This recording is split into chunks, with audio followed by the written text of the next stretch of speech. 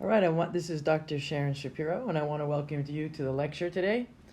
This lecture is going to be on membrane transport and topics that you would want to have reviewed or probably know before you would begin learning this.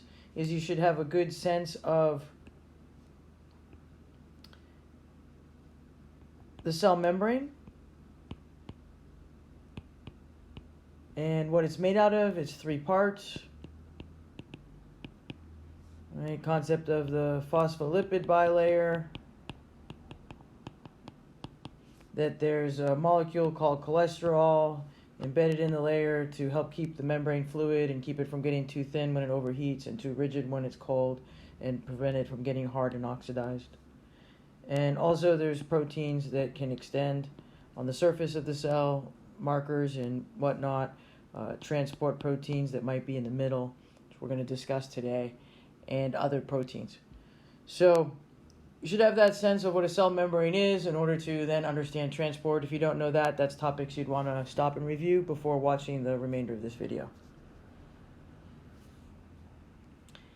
Now, when biologists go to look at transport mechanisms, we tend to break them down into 2 basic groups, right? We say that there's 2 processes, and we divide them based on how the processes utilize energy, right? And we call the ones that are going to be utilizing a form of energy that we term ATP.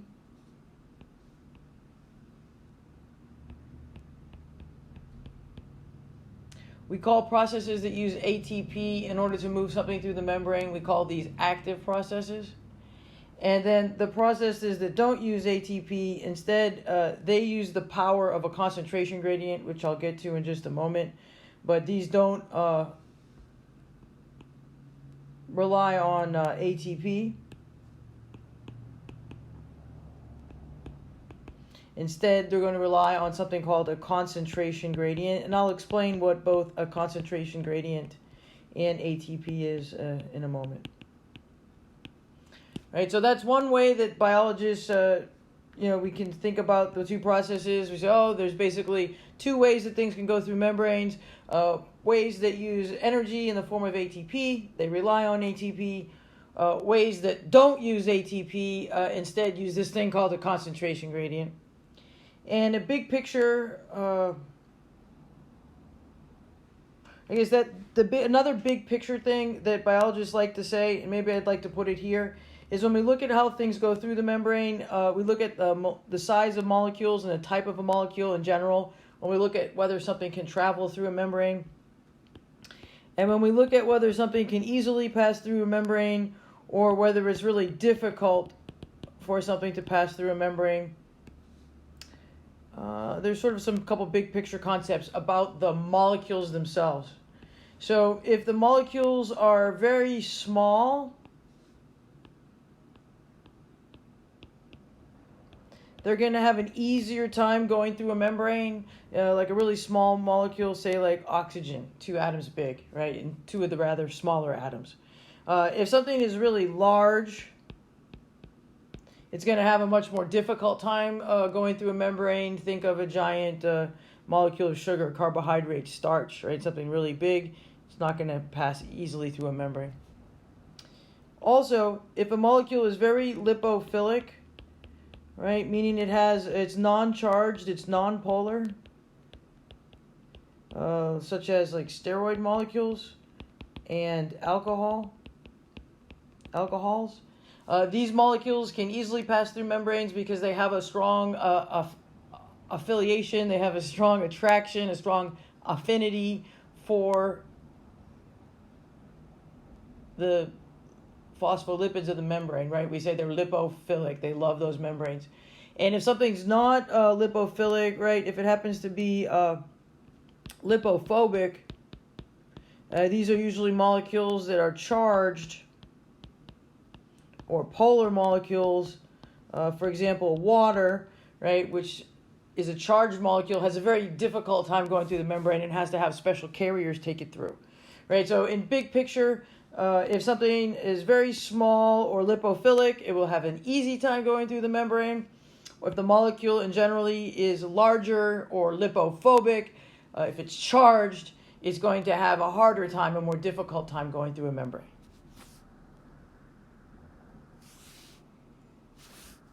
And again, we look at these two processes, whether the process is utilizing ATP or whether the process is going to utilize a concentration gradient. So that's what we're going to take a look at next, is what is a concentration gradient. Right? What is that?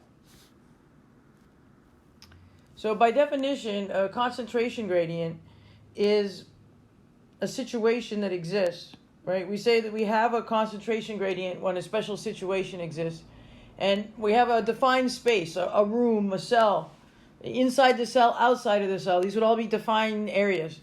And within some defined area, there's more of something in one area and there's less of it in another. When there's more of it in one area and less of it in another, then we say that we have this concentration gradient. And I wanted to give you some examples. So this image here on the left, say this picture A of this blue square. If you look at this blue square, I made this on a computer screen, and I told the computer to do what's called a gradient fill. And a gradient fill is a art term or perhaps a computer term for, I asked it to make a concentration gradient. Right? So a gradient fill is the same thing as a concentration gradient. And what I asked the computer to do was I said, put more of the color pigment, more pixels of the dark color over here on the left side of the screen, right? Make sure we have a higher concentration, right? And then we have a lower concentration of them on the other side, right? And that's why it sort of appears lighter on the other side. And that's a concentration gradient. We have a defined area. Say we have this box. Right? That's a defined area. So that meets our part of our definition. And there's more of something in one side of the area. Right? We have more pixels of color on this side. Right? We have less pixels of color on the other side. Right? And so we have a concentration gradient. Here's another example using color. This picture here, B on the right. If we look at this picture, it's showing us that we have a high concentration of, say, red dots. So we've got these red dots. And it's saying we have a very high concentration of red dots on the left side of the screen, right? There's loads and loads and loads of red dots, right? And there's fewer red dots on the other side of the screen. So that would tell us, right, that what we have here is a concentration gradient again, where there's a higher concentration gradient, meaning more of something on one side. There's a lower concentration gradient, less of it on the other side. Right? We have less red dots on the right-hand side of this block. We have more on the left, and we have a concentration gradient. Now, all molecules, Dr. Brown discovered many centuries ago, about all molecules have a certain amount of, everything has a certain energy associated with it. We call Brownian movement, where molecules are always vibrating. And all molecules are vibrating, and so they collide with each other, right? And that's going to cause it. You know something about a concentration gradient? If the molecules are allowed to move, and there's nothing holding them in place, they're always going to move naturally from where there's more concentration to where there's less concentration. This is going to be because Dr. Brown, they're going to collide against each other and spread out, right? Always in the same direction from where there's more down the direction to where there's less. And again, you don't need to have taken a science class to know this. Imagine this box represents someone's bum. And these red dots are actually fart molecules. And imagine over here is someone's anus. Right? And they make a fart. And so we know that inside their body there's bacteria that are breaking down undigestible waste, and there's no oxygen in there, and they're fermenting it, and they're making these fart molecules, and they're really, really high concentrated right inside the body here, right? They're really, really concentrated inside here. And we know that if the person is able to open up their sphincter, so you didn't think we'd be talking about farts, right? If they're able to open up that sphincter, you guys know what's going to happen, right? These molecules are going to leave, and they're going to end up right outside of the person. And then you guys know exactly what happens. You did not have to take a class to learn this, right? Because of Brownian movement, well, you didn't maybe know that, but they're always banging up against each other, and they're colliding randomly with each other. And as they do that, there's more collisions where they're dense, right? And then as they keep colliding, and they'll just spread further and further. They're always spreading from where there's more of them down their gradient, we say, to where there's less of them. And this is a concentration gradient. There's power, right? There's a type of energy, right, in this pent-up concentration. When you have a lot of molecules on one side and few on the other, they always want to spread. And that spreading is a type of energy. And you guys know that you can't really put them back, because we use this example. Imagine this was someone's anus, and they farted. Maybe they didn't do it on purpose, and the molecules start to escape. How easy is it? Do molecules go back, and will they like go back up inside of you? Right? No, you'd have to have a fan and some apparatus to capture them all, and then take them all and then shove them back up inside the person, right? And that would take a lot of force, right? That means we'd have to like oppose some kind of force that's the other way. And we can see that this concentration gradient creates a force where it allows molecules to spread out down its gradient, always from the direction of where it's more concentrated, down its gradient to where it's less concentrated. And again, this would be what a concentration gradient is. And okay. Now, said that there's two processes, right? One that's relying on a concentration gradient, right? That's the passive mechanisms that now we know what that is. We're relying on the concentration gradient. But I also said that the active mechanisms rely on ATP. So we now know what a concentration gradient is. Let's take a quick look at what ATP is before we move on. So ATP is a chemical. It is made by living cells. It's made by put together in the mitochondria.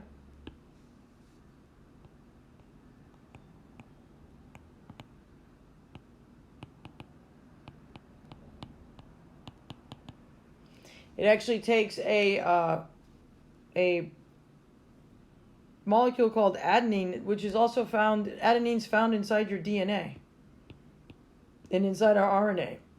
So this molecule is used in other places. It's not just found in DNA, RNA. In this case, it's being found in this energy molecule. And ATP is a universal energy, meaning it's what all cells use to run their cellular processes. So whether you are an archaebacterium, whether you are a prokaryote, whether you are a eukaryote, all cell types are going to use the same energy called ATP. Right? And so it's got this main part called adenine, right? And then adenine's going to have a ribose attached to it, just like it does in DNA or RNA, right? And so here's the sugar, and then attached to it are these phosphates.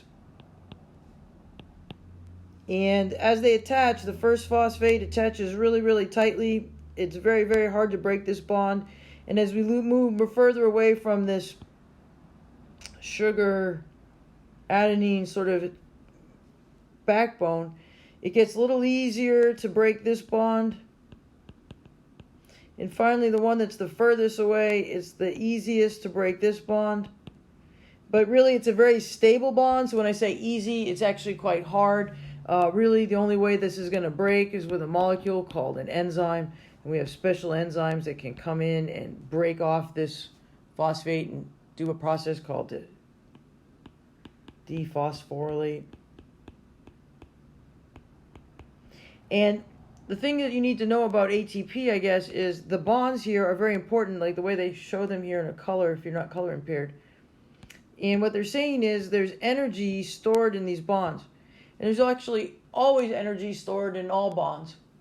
But these bonds, because we have an enzyme that can break them, enzymes lower the energy needed to break the bond. And if there's a lot of energy stored in there and it's pretty easy with the help of the enzyme to break it, then the energy that's stored in here, whenever I break the bond, the energy is going to be able to be released whenever you break the bond. Right? Energy is going to release. And then the cell can use that release of energy. It can capture it and use that energy to drive cellular processes. And it's really easy to break the first one off here. A little bit harder to break the second one, so we get a little less energy out of it.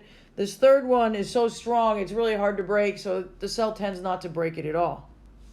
I've got some terms here that I wanted to show you associated with these. So, when you only have one phosphate attached, all right, so imagine we only had one phosphate attached here, then we call this adenosine monophosphate, or AMP, where the mono is we're speaking to here for this one phosphate group. If I add a second phosphate, it's like adding, every time I add a phosphate, I'm charging this molecule, like adding bars on your cell phone. So if I add another phosphate on here, it's gotten bigger, and now I have two phosphates, right? The first one, and now the second phosphate. So this is they call an ADP, adenosine diphosphate. And then if I were to add the third phosphate on here, so now I've got energy stored in both of these bonds. So now I add a third phosphate. All right. Now that I've got three phosphates, right, that would be the ATP we think of, adenosine triphosphate. And you can think of the triphosphate as like a full charge on a battery, and the cell's able to come in and break off the first phosphate, right? That lowers like the battery charge, and now you have an ADP, and then the cell can break off the second phosphate, right, and break it down to an AMP, which is now you're down to, say, 1 bar on your cell phone, and everybody knows when you get down to 1 bar, it's going to go down quickly, so it's time to plug it in, and the cell usually plugs it in at that point, doesn't usually break it off, it doesn't usually use this one up, but it can. But usually it's going to want to recharge it, and the way it recharges it is, you know, here it is at AMP, and then we add another phosphate, we're putting the bars back on, add another phosphate, we're putting the bars back on, and the charge, right, is happening here in the bonds. Anyways, real spectacular molecule, and I want to show you a little bit more about where it's made and show you the mitochondrion. All right, so this slide talks about the mitochondrion. So this is an image of a mitochondrion, and it's made by an electron microscope. And this particular electron microscope is what we call a transmission electron microscope, or a TEM. All right, and these are very, very good at seeing the fine detail of the inside of a cell. So if you really want to see the inside of a cell, you want to look at a transmission electron microscope. And then it's been colorized by a computer. But what happens is, a mitochondrion used to be a free-living cell, and it still has a little remnant of its DNA, right? It carries its own chromosome, right, which is made out of DNA. And what this chromosome has are the directions for making ATP. And all the enzymes, special enzymes that other cells don't have the directions for, are found here on this mitochondrial chromosome.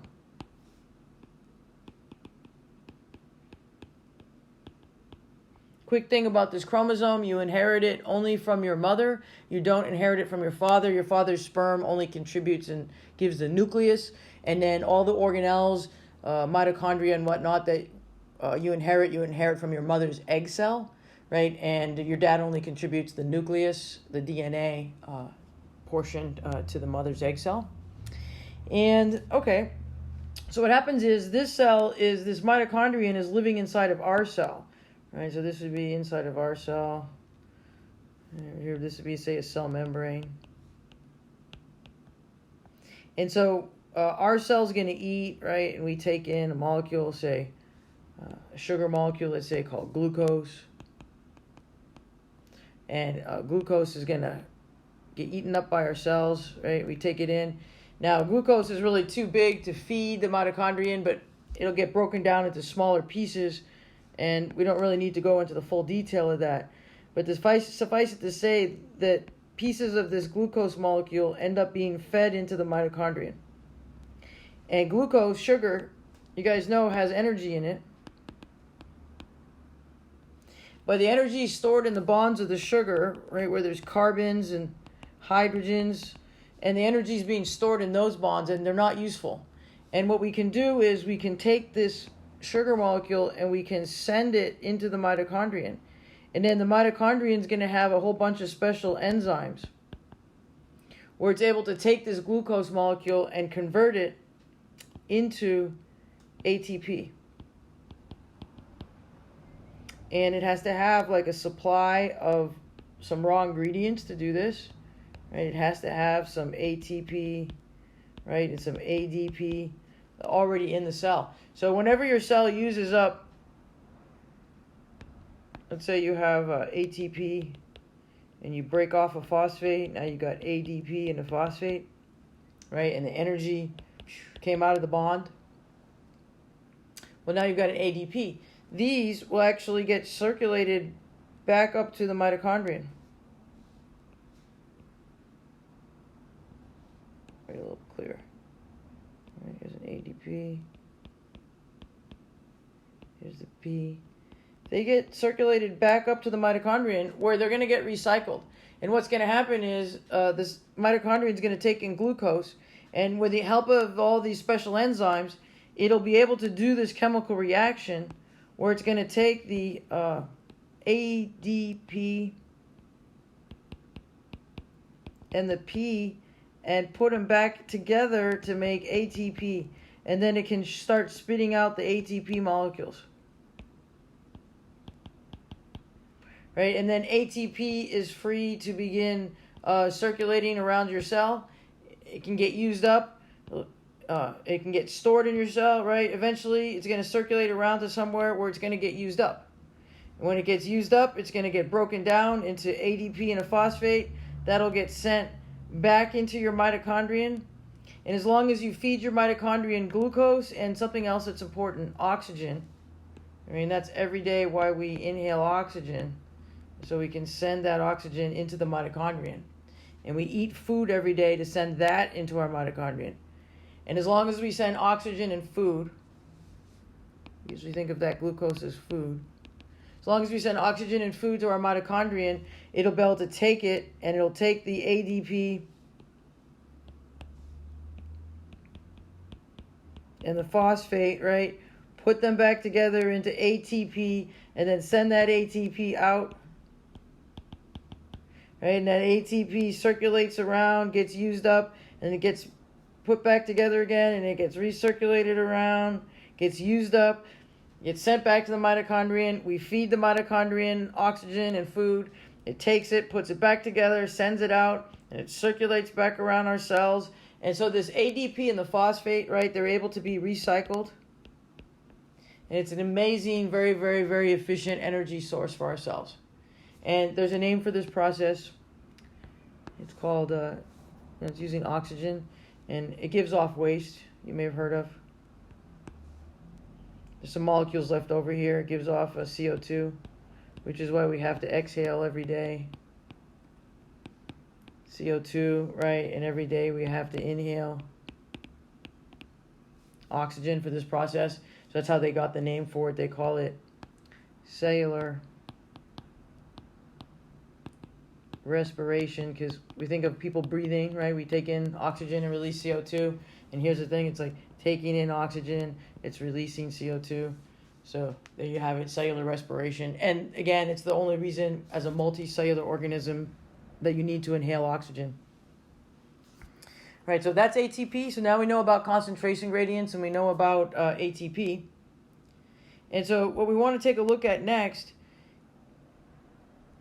right, is that we have this idea that we've got these two processes that are going to be relying on ATP and processes that won't be relying on ATP, right? The active mechanisms that use ATP and the passive mechanisms that use concentration gradients. And so usually we study, because the ones that are passive, they tend to have certain characteristics that are similar about the way they work. You learn them together, sort of memorize them together, memorize smart. Then we tend to look at the active mechanisms. There we go. So passive mechanisms are mechanisms, right, that always use a concentration gradient. They never use ATP. So biologists often like to say that if they always use it, they can't happen without it. That means they rely on the concentration gradient. Another way of saying that is they must have a concentration gradient in order to work. If they don't have a concentration gradient, they can't use this mechanism, and the cell would have to use some other process. All right, so passive mechanisms, right, always use a concentration gradient. And there's more than these three types, but for the purposes of most classes, these three types are enough. And if you were to take something advanced, a physiology course, you might learn about some other passive mechanisms, right? But essentially we have three passive mechanisms.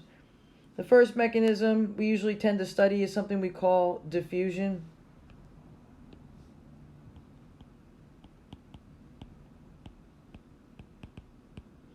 Or some people refer to it as simple diffusion, because the next one also has the word diffusion in its name. But generally, if someone just says diffusion and they don't say anything else, and you just say the word diffusion, we're talking about this one. Or if they say the word simple diffusion,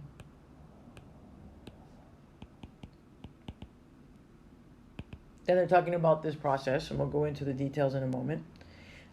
There's one called facilitated diffusion.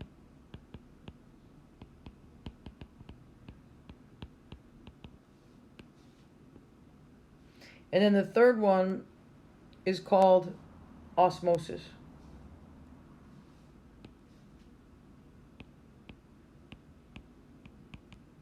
What makes all three of these the same is they all use a concentration gradient. And things will always move in the direction of the gradient, which means it'll always move from where there's more of it down the gradient to where there's less, right? They spread like a fart. And the general principles that we saw at the beginning, if it tends to work, passive mechanisms tend to work best with small molecules, or lipophilic molecules work best. And these first two, if we were to compare them, these first two are moving solids and gases through the membranes. And this last one will describe the movement of actually water molecules through the membrane. All right, the first two are the things dissolved in the body waters, the solids and the gases. The other is the actual water molecules. So diffusion.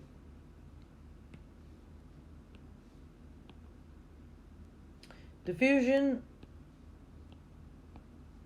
again, works with very small molecules or very lipophilic molecules, or both. You have to have a membrane. So let's say we put a membrane in. Here's our phospholipids, heads, right? The tails facing each other. Remember, this is a membrane, so we'll have a blob of cholesterol. It'll have some proteins extending through, doing different things. But here we go, we focus on diffusion. So a good example of diffusion, small molecule, would be the gases in our lungs. Oxygen is a very small molecule, 2 atoms big, and carbon dioxide, only 3 atoms big. They're very small, they're very lightweight. So imagine this was your lung cells. And inside your, you breathe in fresh air.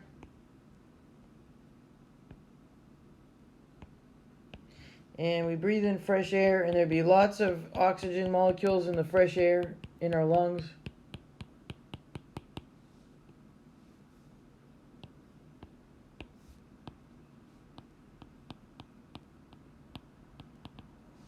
Right, there might be some other molecules in there. There might be some carbon dioxide, let's say. It's a little bit bigger, so let's make it a little bit bigger. Right, there might be some carbon dioxide, but it's fresh air. So there shouldn't be a lot of carbon dioxide there. Where should there be a lot of carbon dioxide? There should be a lot of carbon dioxide inside of our body. Right, so that would be inside here, inside of your body. There should be loads of carbon dioxide. We just learned that the mitochondria are making carbon dioxide, right, as they take our food and convert it to ATP, right? So there's always some oxygen in your body as well. Always up in your lungs, there might be some oxygen there too. But here's the thing, there's always going to be more oxygen in the fresh air.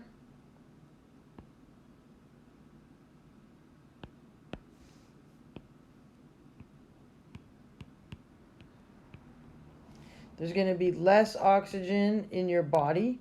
And so we have a concentration gradient. And we have a very small molecule, and we have a very lipophilic molecule. It actually has no charge, right? Lipophilic molecules are uncharged molecules.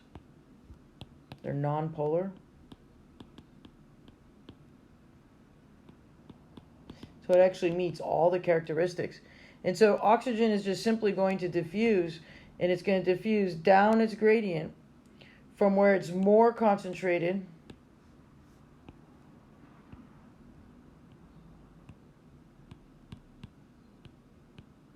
right? It's going to go down its gradient to where it's less concentrated. And it's going to be the power of the gradient and the movement created by the Brownian vibration that's going to move it through the membrane. And oxygen will diffuse in. And simultaneously, when you take a breath, in the opposite direction, right, we've got a high concentration of carbon dioxide inside and a low concentration outside. So that's just going to diffuse in the opposite direction, where we're going to move from where there's more carbon dioxide, right, and it's going to move down its gradient to where it's less concentrated, right, and that's diffusion, or what some people call simple diffusion. And again, I repeat, if we don't use the word simple, then it's implied we're talking about just some diffusion. Now, if you start to get a bigger molecule, maybe a bigger molecule comes by,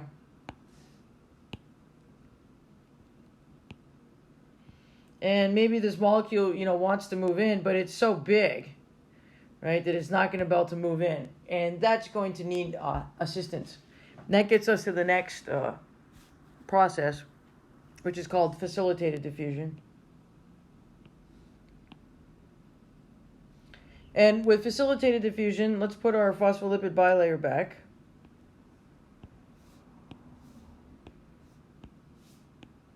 All right, with the tails near each other. And remember, we got cholesterol.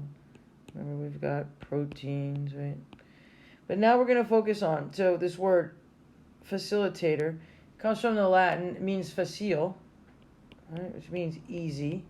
So if you speak Spanish, French, Italian, my French teacher would say, oh, don't worry about the quiz. It's going to be très, très facile, right? Don't worry, Sharon. It's going to be easy, right? And what the scientists were trying to tell us here was that if you have something with a concentration gradient, let's say we have, so you've got these really big balls here on one side of the membrane, and we've got some on the other side. When we look, like we have a concentration gradient, we've got way more of them on one side and way less on the other.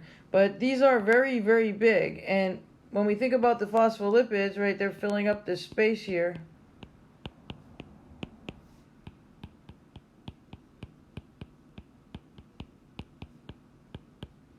And let's say this molecule was lipophilic and it wanted to move in, it's going to have to still squeeze between phospholipids, and it might just be too big to get through.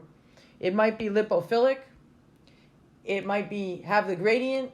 It should be able to go through the membrane, but it's a little too big because remember, smaller molecules have an easier time than bigger.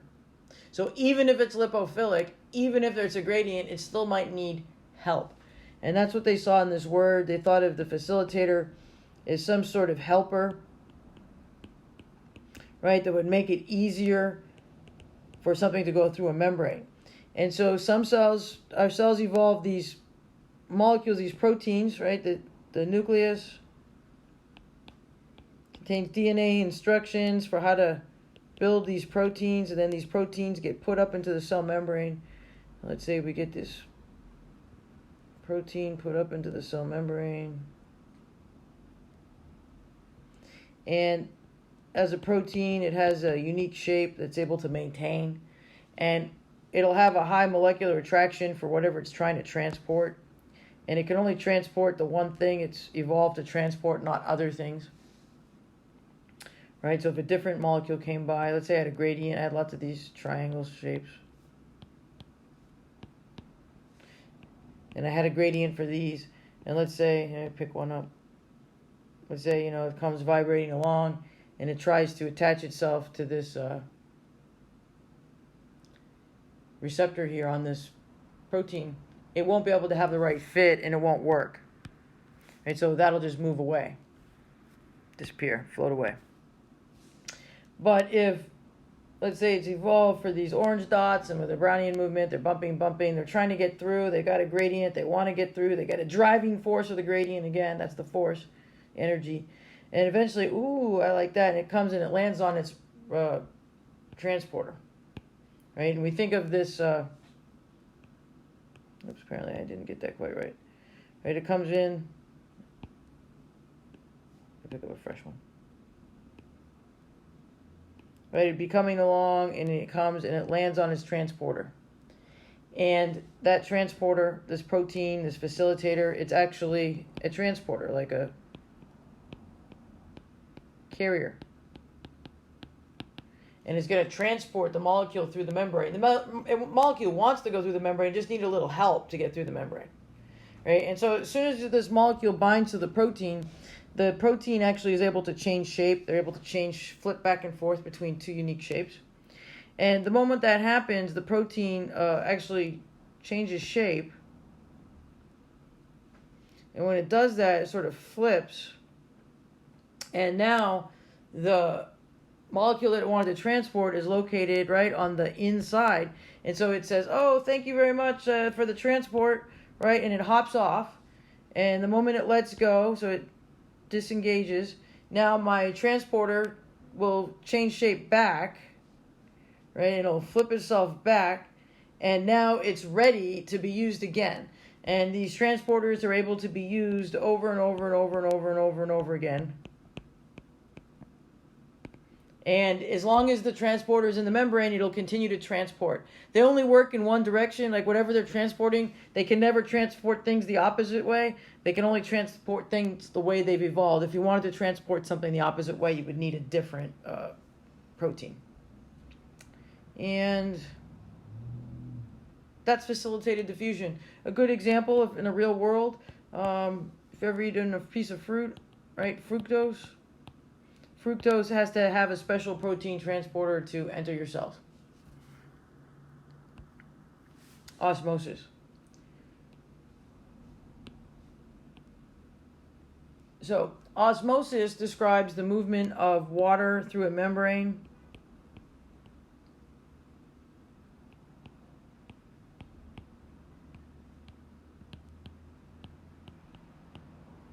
And just like the other molecules, we say that water is going to move down the membrane in the direction of its gradient. it's going to go from where it's more of it to where there's less of it. And we're not talking about volume here. We're talking about purity. And we say that it's going to move from where it's more pure or more concentrated down to where it's less pure or less concentrated, right? And that is osmosis. Water is a charged molecule, right? And that means it is a polar molecule. That means it is lipophobic, and it will have a hard time moving through the membrane. Even though it's small, it is charged, it is polar, and it will have a hard time getting through a membrane. So it's going to need help. So essentially, let's put our cell membrane back.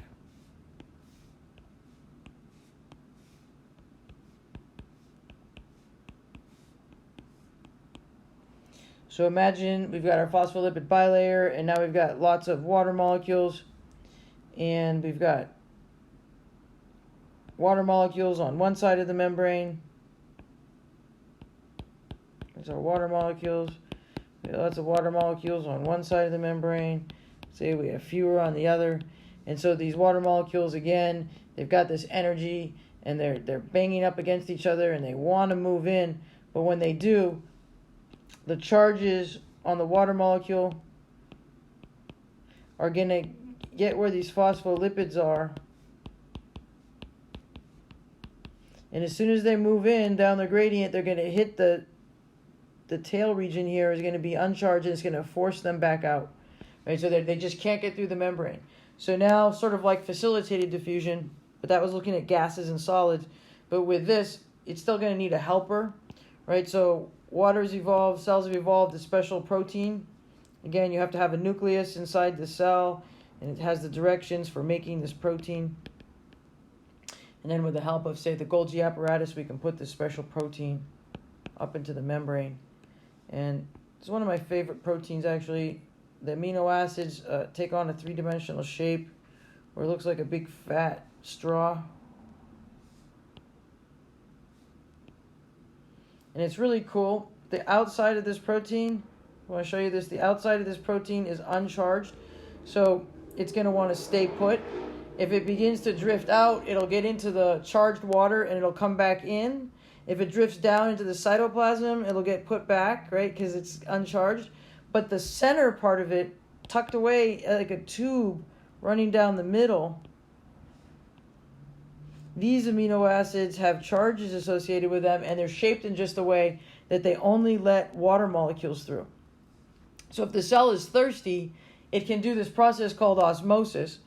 And remember, the cell membrane's liquid, and as a few water molecules will actually be able to escape through the membrane, right, as phospholipids are moving position within their own layer, right, as they're floating and moving position in their own layer, right, and this one's moving in its position down here, and sometimes they flip and they'll jump to one side, right, and there'll be these momentary little gaps, and so occasionally, like, one little water molecule can escape down its gradient, but it's not significant. It's not enough to keep the cell alive.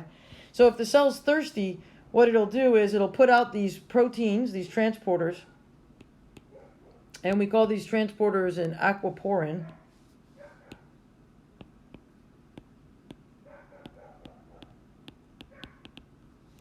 And apologize for the neighbor's dog if it picks up on this recording, right? And this aquaporin is now, when it puts it up in the membrane, it literally allows the agua, the water, to pour in to the cell, right, or whatever direction of its gradient. If there's more on the outside, it'll pour in. If there's more water on the inside, it would pour out, right? And then the water, it can't get through the membrane, except it goes right through these little channels, right through the little drinking straws, and it'll come in. And when the cell's done, it's like, oh, I have enough water. It can actually take this protein right out of the membrane, right? And since these are liquid, the phospholipids just fill in the hole. They just glide over, and now the water can't get through anymore.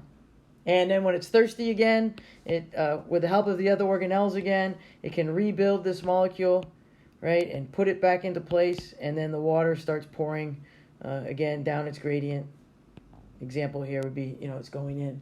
And that's osmosis. The three active transport mechanisms, these again always use ATP, and I was going to discuss the three names. They're what we call, one is actually got the word active in its name. It's called active transport.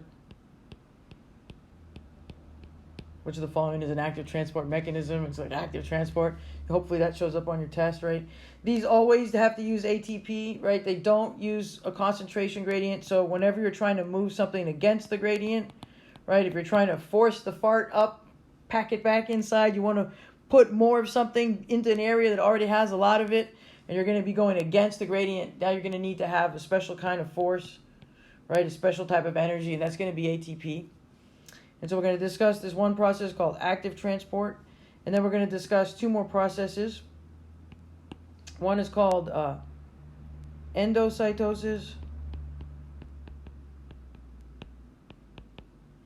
and then the other is called exocytosis.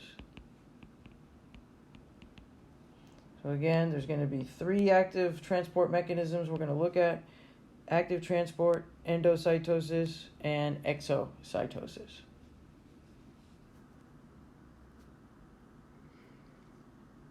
When you look at these, not much you can tell by the names. Active transport by its name is telling you it's active transport and using ATP. Otherwise, endocytosis tells you it's going to move things into the cell. Endo means in, and like an exit sign. Exocytosis is going to move things out of the cell. And beyond that, you can't really discern too much by just looking at the names. So active transport. When you glance at active transport, you might at first think it's facilitated diffusion. Just let me show you. Say you have your phospholipid bilayer.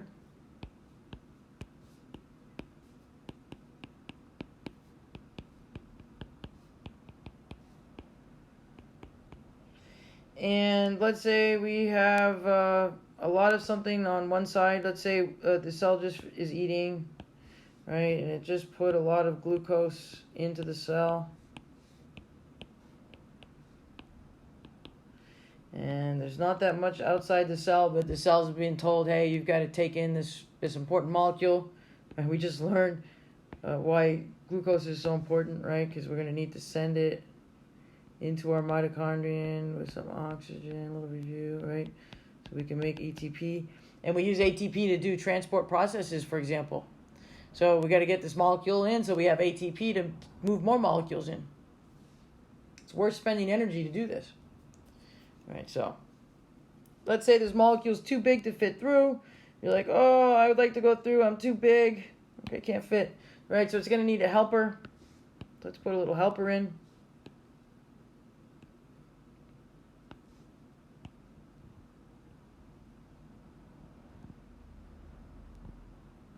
Same principles at this point. If I have something that comes by and it's the wrong shape, the wrong molecular configuration, it won't be able to be transported on this molecule. And this is actually called just a transporter. It's a protein, just like a facilitator is a protein. And what makes it a little different from a facilitator is it's got a spot on it where it has another binding site. And what binds here is actually ATP. So every time the mitochondrion makes some ATP, that ATP is going to circulate up, and then that ATP is actually going to find itself bound and attached to this transporter, ready to be used. So now let's say this molecule, this ball comes and says, oh, I want to bind, can't get through. Oh, I'd like to bind here, it binds.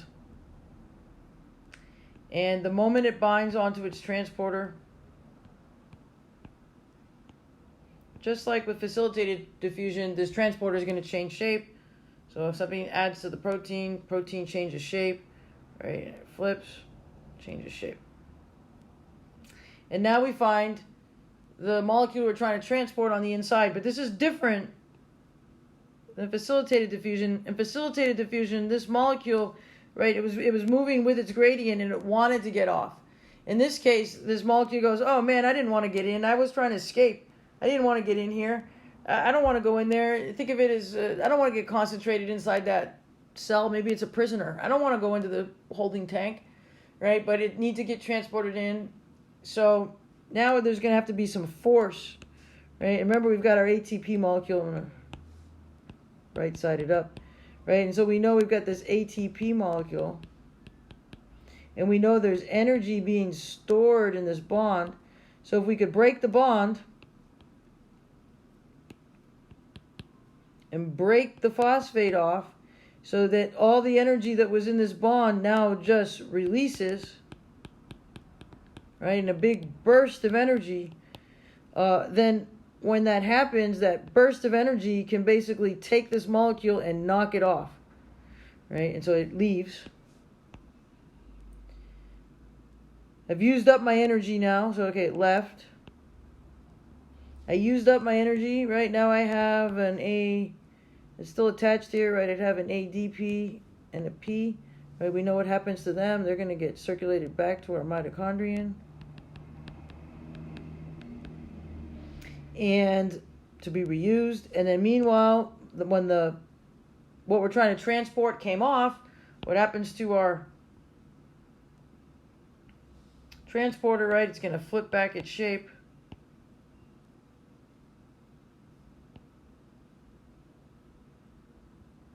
Right, it's empty. It's ready for another pink blob to come and, it's ready for another pink blob to come and attach itself, right? And meanwhile, it also has its, when the ADP and the P floated away, right, it still has its binding site here for another ATP that got made, right, to circulate back up, right? And so ATP is basically powering it. Every time I want to move something through the membrane, I'm going to have to take and use up an ATP, right? And again, that's why we call it an active transport, and it's able to move things against the gradient. And a good example of this pink ball would actually be glucose. The last two active mechanisms we want to take a look at is endocytosis and exocytosis. Endocytosis and exocytosis are important when you're trying to do bulk movement. That means when you want to move a lot of something through the membrane. Remember, active transport can only move a few things. Facilitated diffusion can only move a few things. What if I want to move 2,000 of something in a second? What if I want to release 2,000 of something in a second from a cell, or take in 2,000 of something into the cell? I'm going to have to use one of these processes called endocytosis or exocytosis. So let me show you how this works. Imagine you have a cell. Remember, it's got a shape because it's got a cytoskeleton inside of it. And let's say, maybe this is a white blood cell. They eat debris and invaders that might get into your body. And let's say this is an invader, right? This is a bacterium. This white blood cell would be out on patrol, around your body, and would come upon this cell, and it would go, oh, hey, what are you? Do you belong here? And if it's not a match, if it says, hey, you don't belong here, then using ATP, it's going to start taking its cytoskeleton and start changing shape.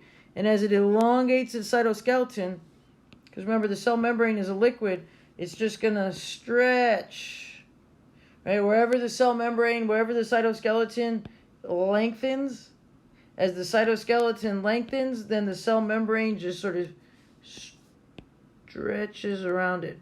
And what will happen is the cytoskeleton begins to pull and push and pull and push, and every time the cytoskeleton moves, that takes ATP.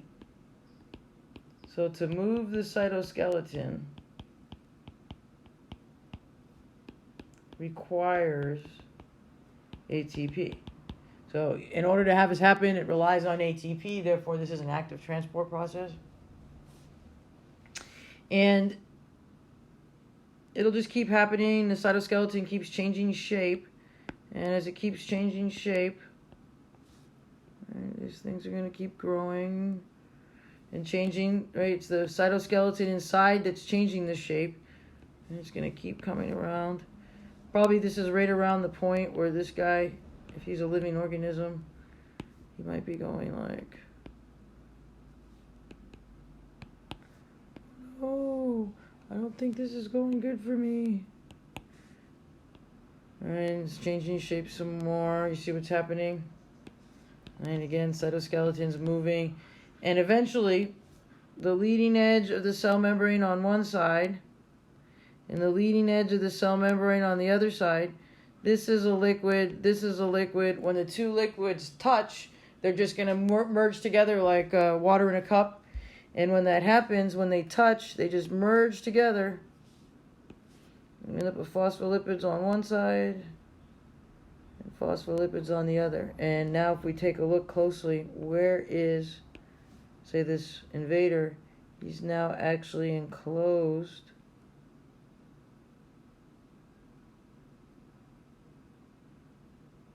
in a membrane.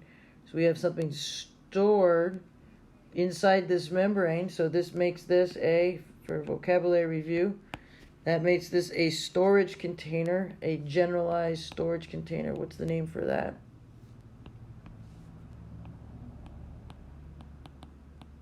You said vesicle, you're right. Now, where did the membrane come from? Right, that membrane came from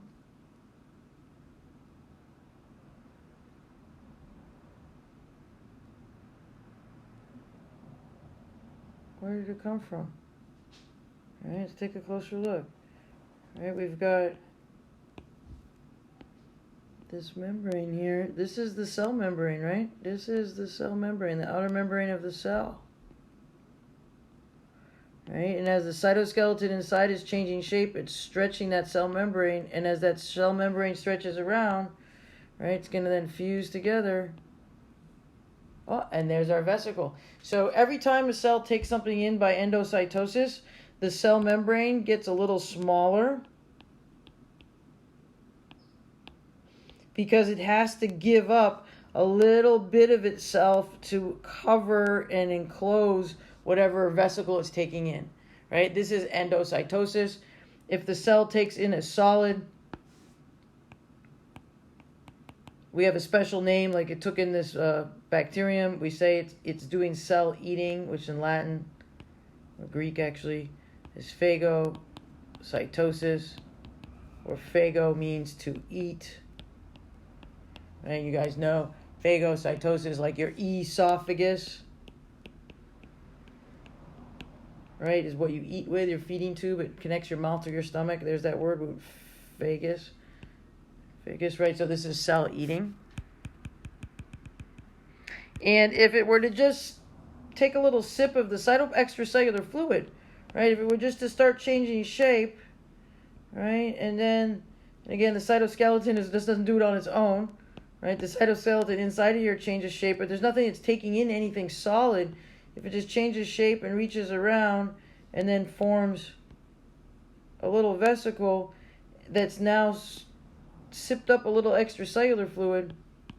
So now I've got a vesicle inside here. Right, it's now free to move in. Right, I've got this vesicle. Right, this wrapped up in a little cell membrane. I've got liquid wrapped up inside the cell membrane. We call that cell drinking. And in Latin, like you drink a pint of whiskey or something, they call that pine, right? Pint. Right, so they call that pinocytosis,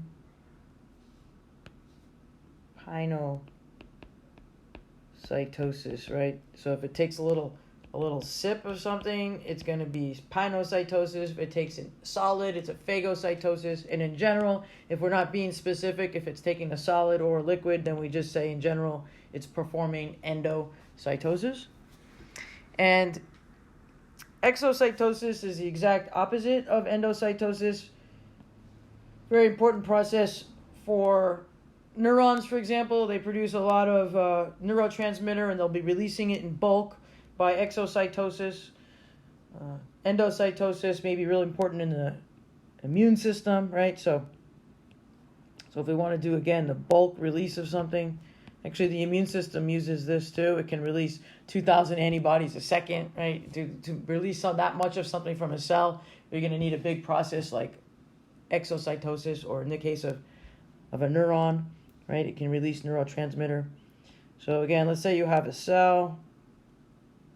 And the nucleus sent the directions down to the rough and smooth ER, and then it got sent to the Golgi, and then the Golgi packaged it up into a vesicle. And now I have these vesicles waiting, stored inside the cell. And remember, there's cytoskeleton inside of here. And when the cell is instructed, it can basically pick up these vesicles, and then again, using ATP, it takes ATP to do this. It can drag the vesicles along to their exit point. And actually, I think I'll do something. I want to make the membrane of the vesicle a different color to make it stand out for people that aren't color impaired. Right, so here's the Golgi apparatus, and the Golgi apparatus covered these vesicles up in a membrane, and now they're being transported right down. Let me make another one. It's got some kind of product inside the cell. Right, so again, this vesicle got picked up, right? Then it's going to be transported down until it gets to the edge of the cell. So remember, we've got liquid of the vesicle, that's a phospholipid bilayer, liquid. We've got the liquid of the cell membrane, it's liquid. So when one touches the other, the moment they touch, they're simply going to fuse again. And when they fuse, there they do it. Now, the cell membrane gets a little bigger. Every time you do exocytosis, the cell membrane gets a little bigger. I mentioned that every time you did endocytosis, it got a little smaller. So in the end of the day, cell takes something in, it gets smaller, takes something out, it gets bigger, in, out. There's usually not much net change. But now the product that I was trying to release, look where it is. Right? It's now, look real closely, right? It's now outside the cell, right? Now it can just move out. It can just, for example, diffuse out of that little space like a fart and just start spreading, right? But it had to get released to the outside before it could then diffuse away, right? So that is exocytosis. And again, a good example would be neurons are going to use this process to release neurotransmitters. Now, if you're a visual learner, auditory learner, read-write learner, one thing you could do is take this entire lecture and then take all the information and put it onto a single page by making, say, a table and organizing your notes into a table and see if you can see patterns. So as a review, the last thing I wanted to do was fill out this little table where I'm going to compare and contrast the active and passive mechanisms. And I've arranged it in a particular way where I listed all the passive mechanisms first and the active mechanisms second. And I actually did this first when I was a student, and I noticed I didn't arrange it this way at first, but when I did, I eventually saw that there was a pattern that helped me to memorize, and maybe some of you will see some patterns here too, especially my visual learners. And so first thing we want to look at is we want to compare and contrast these mechanisms. We want to know, do they use ATP or not? Right? Do they use what's going on with ATP?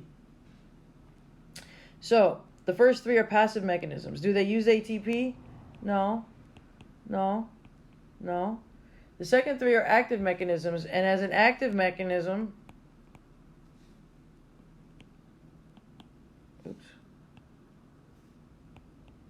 oopsie, sorry.